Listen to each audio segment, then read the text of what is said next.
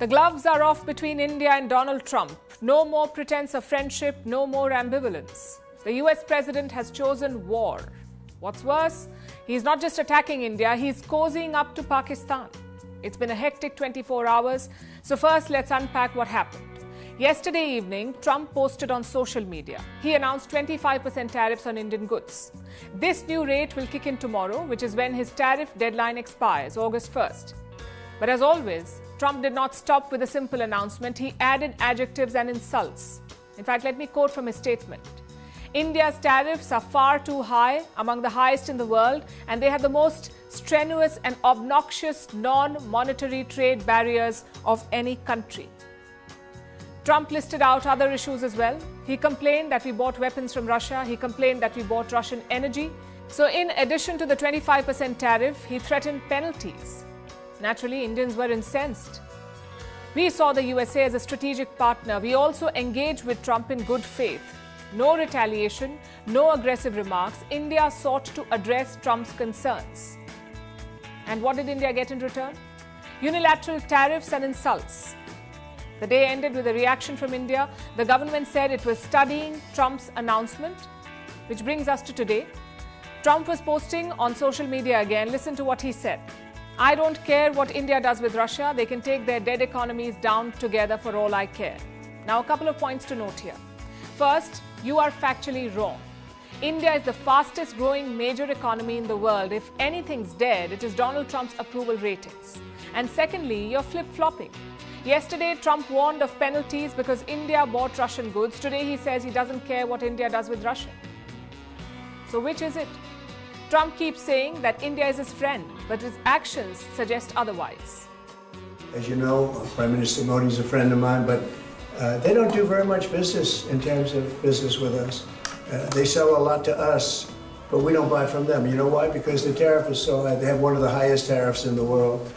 Now they're willing to cut it very substantially, but we'll see what happens. We're talking to India now. Frankly, this is our fault. This is a man who called Jeffrey Epstein his friend.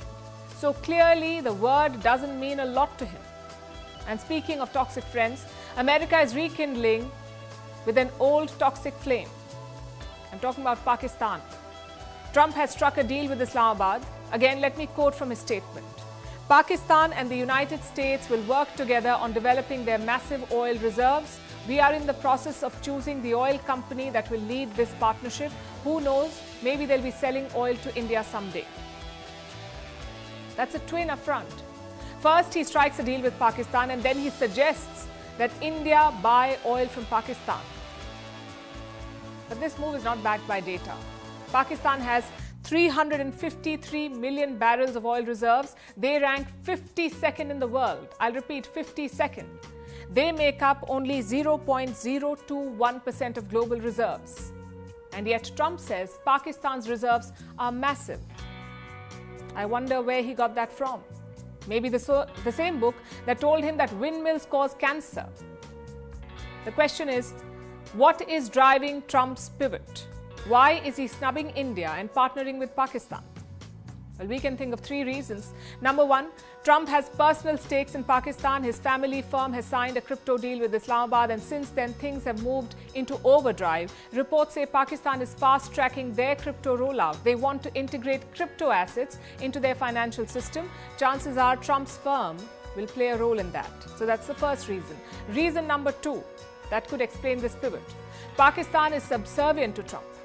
They have nominated him for a Nobel Peace Prize. They have thanked him for mediating with India, none of which New Delhi has done. In fact, the Indian government has fact-checked the US president. It has repeatedly denied his claims of mediation. Which brings us to the final reason. The role of America's deep state. We're not talking about some secret cabal here. We're talking about the security establishment in the US. Your generals and spy masters, most of them have issues with India. A, they don't like New Delhi's neutrality in Ukraine. They would like India to condemn Russia. And B, they want to recruit India against China. Basically treat us like a pawn. But India has refused to play ball. Our China policy is based on our national interests. Standoff, clash, reset, it'll be our call. Washington does not have the right to decide it. But Pakistan is more than willing. Their generals have long-standing ties to Washington, and we saw evidence of that this weekend. Pakistan awarded one of its highest civilian honors to an American general, the Nishan-e-Imtiaz. It was presented to US General Mike Kurilla. He heads the US Central Command.